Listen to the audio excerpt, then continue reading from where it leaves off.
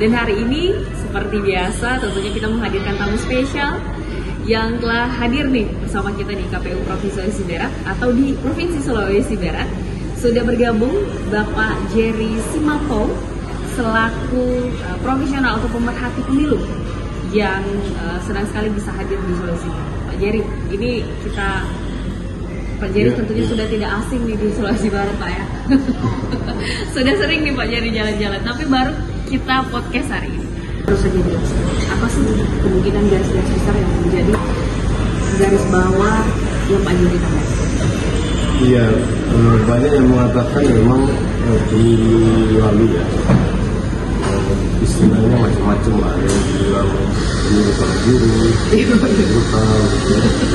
Tapi memang faktanya begitu. Saya sudah memantau pemilu sejak tahun 2003, untuk pemilu 2004. Memang yang terjadi di 2024 itu tidak pernah terjadi. Dan misalnya analisan yang diberikan bahwa ini memang secara kualitatif proses dan kualitasnya itu jauh menurun dibanding sebelumnya.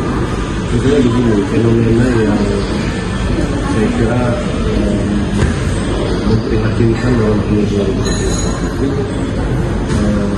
itu cara-cara untuk menang sekarang dilegitimasi oleh undang-undang. Jadi kasus Gibran yang dengan putusan Mahkamah Konstitusi, saya kira itu baru ada di pemilu 2024. Artinya saya mengatakan begini sebenarnya, ini fenomena di mana peserta pemilu mau memastikan kemenangan itu dengan mengatur regulasinya. Kan yang terjadi kan kemudian begitu ya, Gibran diberi hak dengan putusan Konstitusi, dan itu terjadi di tengah jalan menjelang hari-hari. Lalu dia menang. Jadi itu fenomena yang pertama misalnya. Di pemilu-pemilu sebelumnya nggak ada. Yang kedua misalnya manipulasi suara itu menurut saya paling banyak terjadi di 2024. Ada yang bisa dibuktikan, tapi sebagian besar tidak bisa dibuktikan. Ini memang karena kolaborasi antara peserta pemilu, penyelenggara pemilu khususnya ya. Dan ini dimulai sejak proses seleksi. Jadi proses seleksi ya Pak ya? Wah menarik. Kunci-kuncinya di situ ya.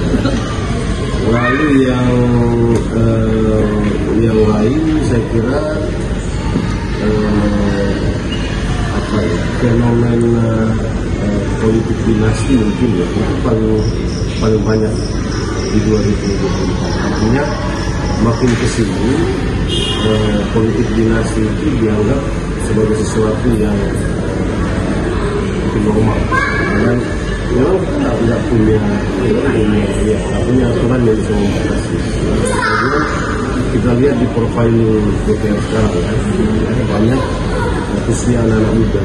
Ya, jadi fenomena yang menarik di Indonesia itu adalah anak-anak muda yang masuk DPR itu sebagian besar bagian dari politik dinasti.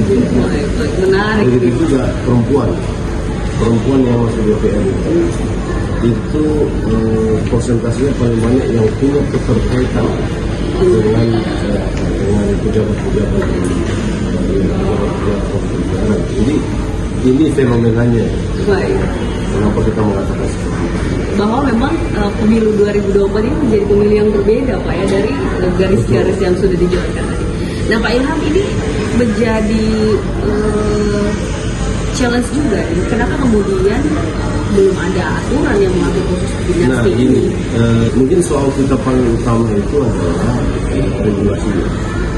Kan kita tahu sebelum pemilu 2024 mestinya kita melakukan perubahan undang-undang, tapi tidak terjadi.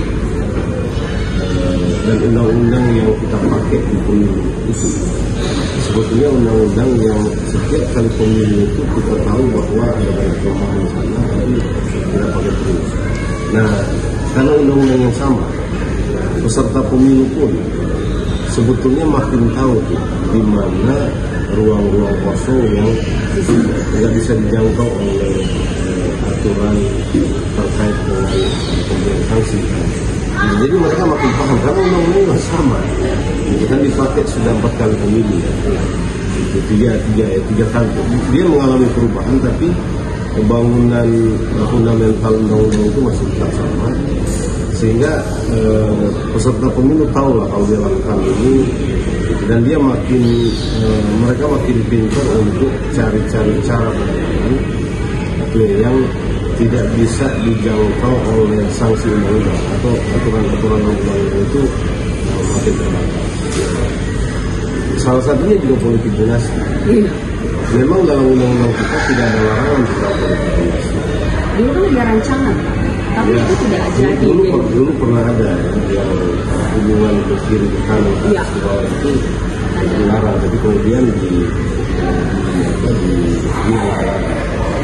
Nah tapi sebetulnya dulu aturannya masih relatif sama, tapi kesadaran etik dari peserta pemilu untuk politik itu masih cukup tinggi. Nah di pemilu terakhir, dan memang dalam perjalanan satu pemilu ke pemilu lain, tingkat kesadaran etik itu makin lama makin tinggi. Jadi ya di undang-undang tidak dilarang, tapi kan secara etik ini problem. Nah standar-standar etik peserta pemilu kita, menurut saya baik partai politik maupun pribadi ya, itu makin lama makin menurun. Tentu tidak semua, ada aja 1-2 orang. Dan biasanya 1-2 orang yang standar etiknya baik itu mungkin nggak jadi juga.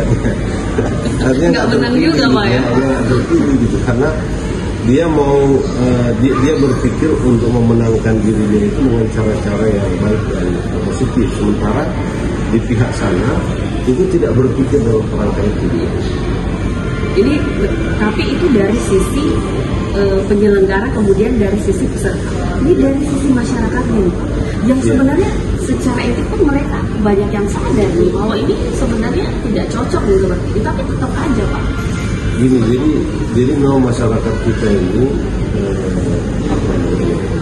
istilah saya itu terdominasi sebetulnya dengan narasi yang dibangun oleh para elit. Jadi dia nggak punya kemandirian untuk mewujudkan secara penuh ke dalam dirinya sendiri. Jadi wacana dan narasi yang itu yang kemudian mendominasi sehingga mengarahkan secara tidak diketahui pilihan-pilihan politik. Misalnya kalau kita bicara tentang berbagai kejahatan atau fenomena negatif dari politik, tadi kita bicara soal politik dinasti.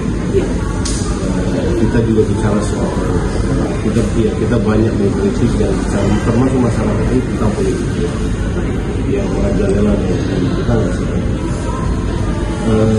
Ya masyarakat nggak suka itu, tapi dia nggak punya cara untuk keluar dari dominasi wacana yang dimainkan oleh para elit, ya. Sehingga akhirnya dia tetap pilih. Maksudnya kan atau nggak ada pilihan lain gitu Pak ya? Ya bisa juga, ya bisa juga. Tapi saya kira dari banyaknya politisi itu orang selalu bisa memilih mana yang relatif lebih sedikit pilihannya. Tapi karena narasi tentang politik uang itu mendominasi dia, sehingga pilihan mereka itu tidak sampai kepada pertimbangan-pertimbangan etik itu. Dia masuk diarahkan ya kepada soal salah benar itu berdasarkan pilihan. Nah ini narasi, jadi secara hukum memang tidak ada yang salah, karena yang tidak ada aturannya, dinasti politik uang dan lain-lain. Tapi kan ada problem etik di sana, dan masyarakat itu kemampuannya untuk sampai kepada soal-soal yang sifatnya itu terhalangi oleh narasi-narasi yang dibangun oleh para politik dinasti. Memang kenapa? Kan itu pertanyaan. Apa salahnya politik dinasti? Apa salahnya anak saya kalau jadi calon? Nanti kan bisa jadi ini narasi-narasi yang terbangun, sehingga orang yang pemilih kita yang memang punya keterbatasan mengakses informasi yang lebih baik itu terhegemoni dengan itu. Karena dia ikut, pemahaman itu ya? Iya, dia ikut itu.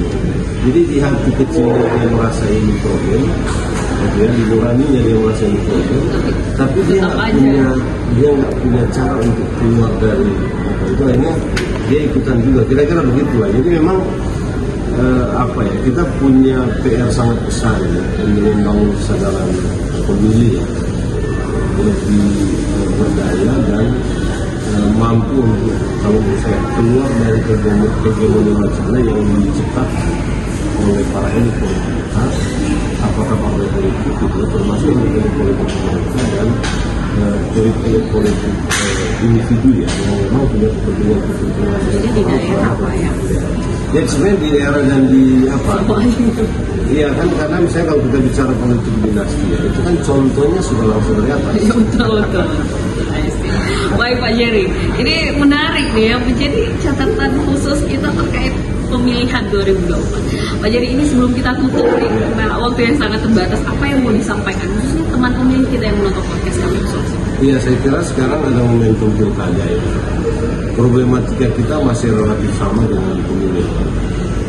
Nah, kita punya kepentingan menurut saya untuk membuat pilkada yang lebih baik karena paling tidak dari pemilih dengan harapan kalau pilkada ini kita lakukan baik, kita bisa menaikkan indeks demokrasi kita yang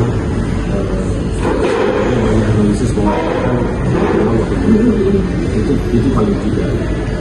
Nah yang kedua, pilkada ini punya positioning waktu yang sebetulnya baik ya, karena perataan keseluruhan pilkada kan beberapa hari lagi di bulan Oktober ini akan dilantik presidennya. Ya. Setelah itu dia akan susun program katakanlah untuk 2005. Ya. Nah pilkada ini akan berlangsung 2017 dan pelantikan mungkin akan terjadi di awal tahun depan.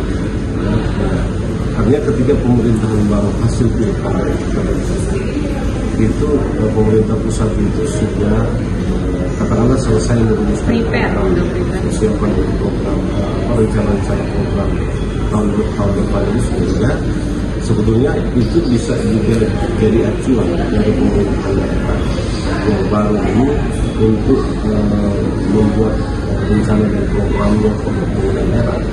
Nah baik ini untuk sinergi antara planning pusat dengan profesi dan daerah. Karena dulu kan begitu, ada yang di tengah sehingga dia sinkronisasi dan harmonisasi program ya, antara pusat provinsi dan daerah itu sulit dilakukan. Kalau sekarang momentumnya itu baik, diselaraskan gitu lebih cepat. Iya, dan sebenarnya kita berharap proses sekarang sedang proses kampanye. Ya mungkin 1 bulan lebih, 2 bulan kurang sedikit kita maksimalkan secara kualitatif proses kita. Dan masyarakat itu lebih kita berharap masyarakat tidak terjebak dengan soal-soal lama yang sebetulnya membuat nilai pilkada kita itu terdegradasi ya.